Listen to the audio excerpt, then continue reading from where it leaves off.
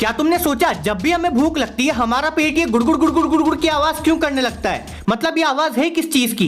देखो, हमारे शरीर में चीजें नॉर्मल तरीके से इधर से उधर नहीं जाती। ऐसे कॉन्ट्रेक्शन होके यानी दबाव वाले मूवमेंट होके चीजें इधर से उधर जाती हैं। अब ये आवाज हमारे पेट और इंटेस्टाइन की मूवमेंट यानी हिलने डुलने से आती है और ये आवाज 24 घंटे आती है। पर जब हमारे पेट में खाना होता है तो ये आवाज खाने की वजह से दब जाती है और हमें सुनाई नहीं देती। पर जब पेट खाली होता है तो पेट में हवा और पानी के अलावा कुछ नहीं होता। तो जब पेट और इंटेस्टाइन अपना बचा कुचा माल निकाल रहे होते हैं तब भी ये मूवमेंट की आवाज आती है। पर अभी हमारा पेट खाली है तो ये आवाज हमें बहुत जोर से सुनाई देती है। और भाई कभी कभी तो ये आवाज इतनी तेज होती है कि पता ही नहीं चलता आवाज पेट से आई या